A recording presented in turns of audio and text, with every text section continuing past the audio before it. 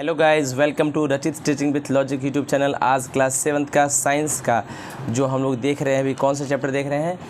Physical and chemical change. उसका हम लोग लास्ट पार्ट पे चल रहे हैं। हम लोग रस्टिंग ऑफ आयरन को कल देखे थे, राइट?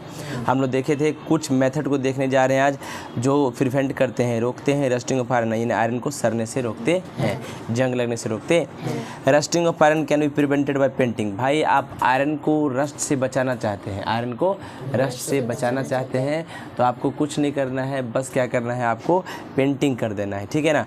व्हेन अ कोट, यानी जब एक परत चढ़ा दिया जाता है पेंट का, किसके ऊपर? सरफेस के। कौन से सरफेस पे? आयरन ऑब्जेक्ट, यानी आयरन से बनी हुई सारे चीज़ों के सरफेस पे अगर आप एक कोटिंग कर देते हैं, मतलब एक लेयर चढ़ा देते हैं, देन एयर, तो हवा और मॉइस्चर यानी नमी, can not come in contact, तो उसके कॉन्टैक्ट में नहीं जा पाता है विद द आयरन ऑब्जेक्ट के, एंड हैंस नो रस्टिंग, और कोई रस्टिंग नहीं होता है। द विंडो ग्रिल्स, ये जो खिड़की का ग्रिल होता है, रेलिंग होता है, स्टील का फर्नीचर होता है या आयरन का पुल होता है, रेलवे का कोच होता है, रेल का कोच मतलब रेल का डब्बा को कोच कहते हैं, right?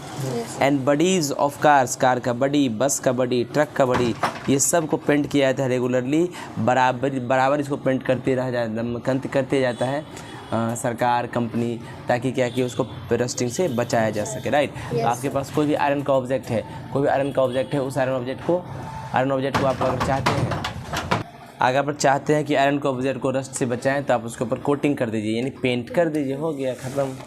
Rusting of iron can be prevented by applying grease और ऑयल। कभी कभी देखते होंगे गाड़ी में कि जंग, चेन होता है ना, गाड़ी का चेन, साइकिल का चेन में क्या होता है, जंग लग जाता है, तो ग्रीज लगा देते हैं, ये तेल अप्लाई कर देते हैं, लुब्रिकेंट, मोबिल, तो उससे क्या हो जाता है, उसमें जंग नहीं लगता है। व्हेन सम ग्रीज और oil is applied to the surface of iron object, जब कुछ ग्रीज या ऑयल को हम लगाते हैं आयरन ऑब्जेक्ट के सरफेस पे, तो एयर, हवा और moisture can not come in contact with it, तो उसके कॉन्टैक्ट में नहीं आता है, and hence rusting is prevented, और रस्टिंग रुक जाता है। For example, the tools and machine parts made of iron, ये जो मशीन पार्ट्स और टूल्स होता है, right, and steel are smeared with grease के साथ वो स्मियर्ड की जाता है, और oil to prevent the rusting, इसमें मतलब उसको लगा दिया जाता है, चपोड़ दिया जाता है पूरा अच्छे से, राइट, स्मियरिंग किया जाता है जिससे उसमें जंग ना लगे।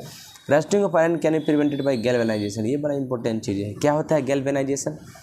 The process of depositing thin layer, वह प्रोसेस जिसमें एक पतला परत चढ़ाया जाता है जिंक का, किसका? जिंक मेटल का। किस पर भाई चढ़ाया जाता है? आयरन ऑब्जेक्ट पर, यानी आयरन के ऊपर जिंक मेटल का एक पतला परत चढ़ाया जाता है, इसी को गैल्वेनाइजेशन कहते हैं। Galvanisation is done by dipping an iron object. भाई गैल्वेनाइजेशन कैसे किया जाता है? देखो, galvanisation is done by dipping, डुबा दिया जाता है आयरन ऑब्जेक्ट को। किस में डुबाया जाता है?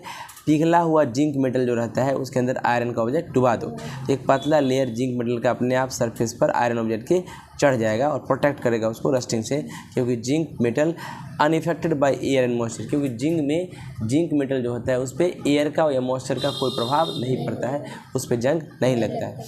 The iron sheets use for making buckets, भाई आयरन का चदरा जो होता है उसका इस्तेमाल हम लोग करते हैं बाल्टी, ड्रम, डस्टबिन और सेट्स, रूफ, छत बनाने के लिए, राइट?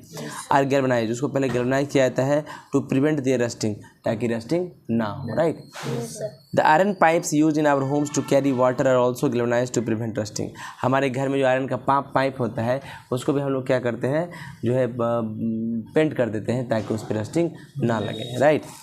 ये देखिए, this bucket is made of galvanised iron sheet, ये जो बाल्टी है गैल्वेनाइज्ड आयरन शीट से बना है ताकि इसमें रस्ट ना लगे। इसके ऊपर जिंक का परत चढ़ा दिया गया होगा। Iron is coated with chromium to prevent rusting, कभी कभी आयरन के ऊपर क्रोमियम एक मेटल होता है उसका भी कोटिंग कर दिया जाता है। This is called chromium plating, इसको क्रोम प्लेटिंग कहते हैं। क्या कहते हैं? क्रोम मेटल एक रेसिस्टेंस होता है, मतलब ये रोकता है किसको? एयर को और मॉइस्चर को, कि भाई हमें नहीं चाहिए।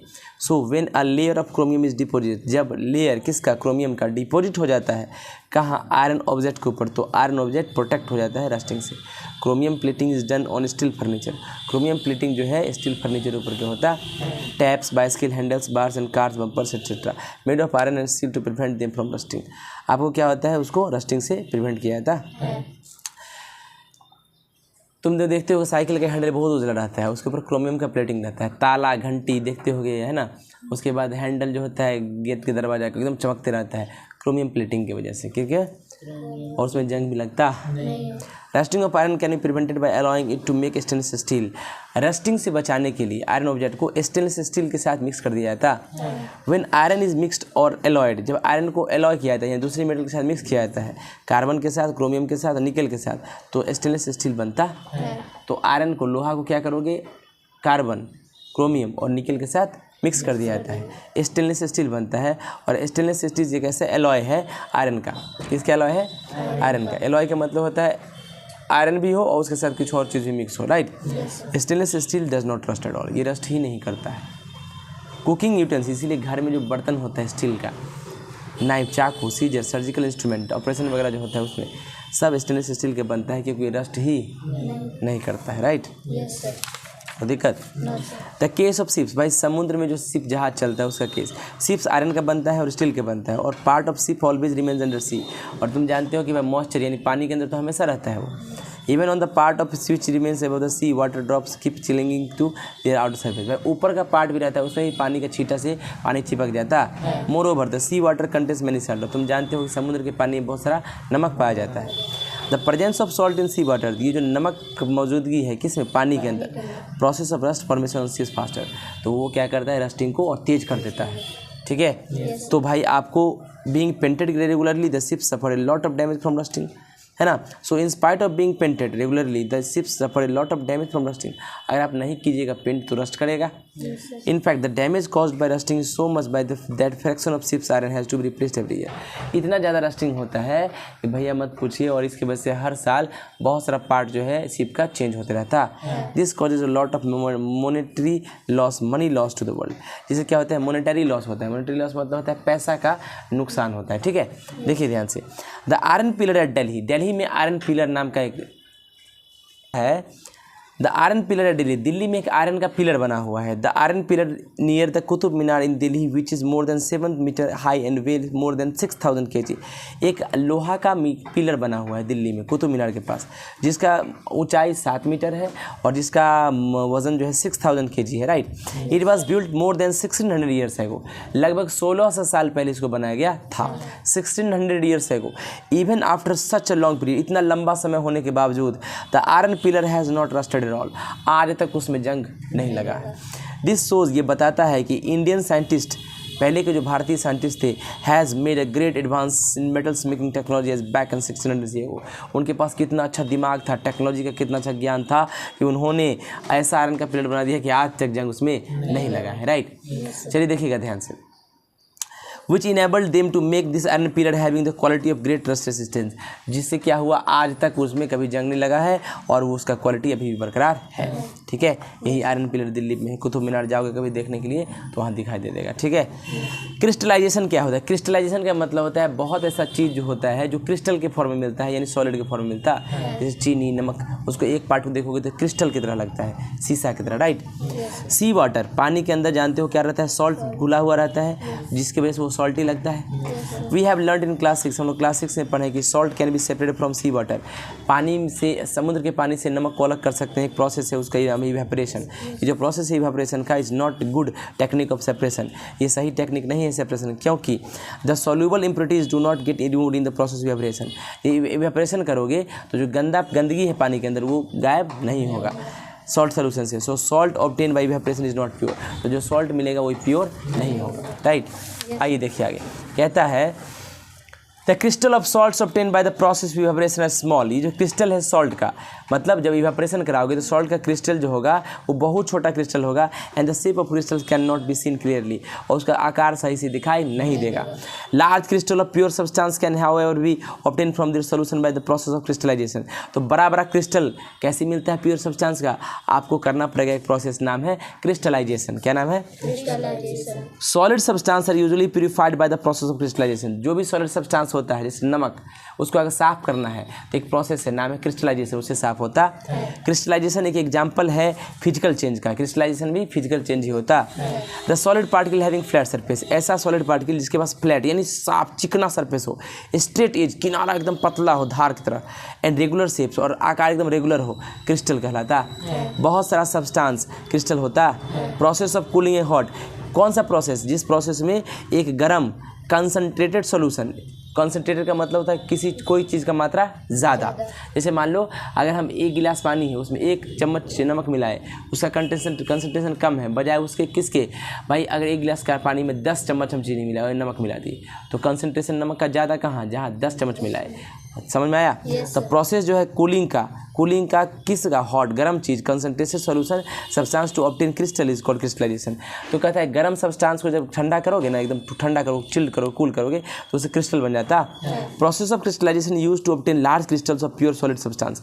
भाई प्रोसेस जो है क्रिस्टलाइजेशन का क्यों किया जाता है, ताकि बड़ा बड़ा क्रिस्टल का सब्सटेंस मिले, किसका, प्योर सॉलिड सब्सटेंस का, from the impure solid substance से, इम्प्योर से प्योर मिल जाए।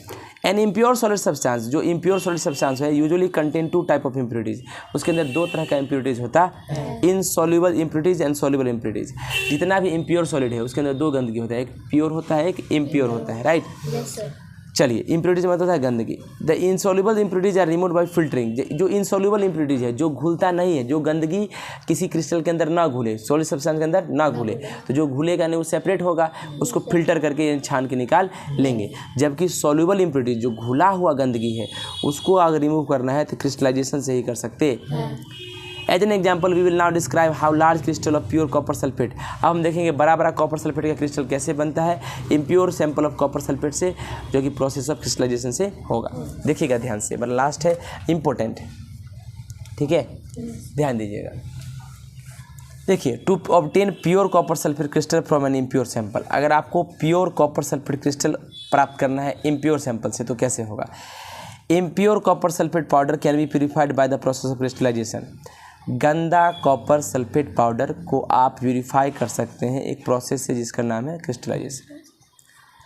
टू ऑब्टेन लार्ज क्रिस्टल, बड़ा क्रिस्टल पाने के प्योर कॉपर सल्फेट का, इसको कैसे करते हैं, 100 ml पानी ले लीजिए बीकर में और कुछ ड्रॉपलेट्स डाइल्यूट सल्फ्यूरिक एसिड का, 2-4 बूंद डाइल्यूट सल्फ्यूरिक एसिड का इसके अंदर डाल दीजिए। हीट द वाटर को बर्नर लगा के हीट कीजिए, जब तक हीट कीजिए तब तक ये बॉयल ना होने लगे। कॉपर सल्फेट का पाउडर धीरे धीरे इसके अंदर ऐड कर दीजिए, स्टिर कीजिए, ठीक है ना। कंटिन्यू टू ऐड कॉपर को ऐड करते रहिए, ठीक है ना। कहता है copper sulphate till no more copper sulphate can be dissolve. अब घुलाते रहो। अब एक ऐसा समय आएगा जब अब कॉपर सल्फेट घुलेगा, this will give a saturated solution, यानी सोल्यूशन सैचुरेट हो गया, यानी अब उसके अंदर कॉपर सल्फेट नहीं मिल रहा है, right. Filter the hot saturated solution, इस हॉट सैचुरेटेड को फिल्टर कर लो, है ना, टू रिमूव इनसॉल्युबल इम्प्योरिटीज, ताकि इसके अंदर इनसॉल्युबल इम्प्योरिटीज निकल जाए, राइट। अलाउ द हॉट, ये गर्म कंसनट्रेटेड सोल्यूशन जो होगा कॉपर सल्फेट का उसको धीरे धीरे स्लो कूल करो। Do not disturb the solution when it is cooling, जब कूल हो रहा है तो डिस्टर्ब ना करो, चलाओ नहीं ज़्यादा। आफ्टर सम टाइम तुम देखो लार्ज कॉपर सल्फेट का क्रिस्टल जो है बॉटम में बन जाता है। सेपरेट कर लो कॉपर सल्फेट क्रिस्टल को सोल्यूशन से, फिल्टर करके ड्राई कर लो, तो सॉल्युबल इम्प्योरिटी जो था कॉपर सल्फेट का वो do not crystallise and hence remain behind in the solution, जो क्रिस्टलाइज नहीं होगा वो अंदर ही रह जाएगा, ठीक है ना। The crystals of other substance like alum, भाई दूसरा भी सब्सटेंस होता है जैसे एलम होता है, क्या होता है, एलम फिटकरी होता है। कभी कभी देखते हो पिताजी लोग दाढ़ी बनाते तो एक बड़ा सा पत्थर रहता है, उसको लेकर ऐसे रगड़ते हैं, वो एलम होता है। क्या होता है, एलम। फिटकरी का क्या है, फिटकरी इम्प्योरिटीज़ को हटाता है, क्या करता है, अगर कोई पानी में गंदा है उसके अंदर फिटकरी मिला दो पानी शुद्ध हो जाए, क्योंकि फिटकरी उसको एब्जॉर्ब कर लेता है गंदगी को, ठीक है ना। एंड कैन ऑल्सो भी prepared in a similar way, और उसी तरह से सिमिलर वे में हम लोग उसको निकाल सकते हैं। Impure common salt obtain by evaporation of sea water is also purified by the process of crystallisation. अगर आप प्रोसेस क्रिस्टलाइजेशन करते हैं तो क्या होता है, इम्प्योर कॉमन सॉल्ट भी उससे क्रिस्टलाइजेशन प्रोसेस से निकल सकता pure. We are now in position to answer the following question. अब इस चैप्टर हो गया खत्म, आप लोग इस पोजीशन में आ गए हैं किसका आंसर दे सकते हैं। थैंक यू सो मच, आज के लिए इतना ही रखते हैं। आपका चैप्टर कंप्लीट हो गया, physical and chemical changes class 7 का 6 चैप्टर तक कंप्लीट कर लिया। हम लोग अगला चैप्टर 7 पे चलेंगे, एडेप्टेशंस इन एनिमल्स। क्या चलेंगे, एडेप्टेशंस इन एनिमल्स, बहुत इंपॉर्टेंट चैप्टर है, कल देखेंगे। Thank you so much, bye bye, see you too, good night. Okay, चलिए मेरे चैनल को लाइक शेयर और सब्सक्राइब कर दीजिए, ढेर सारा ज्ञान लीजिए, पढ़िए और सीखते रहिए। Thank you.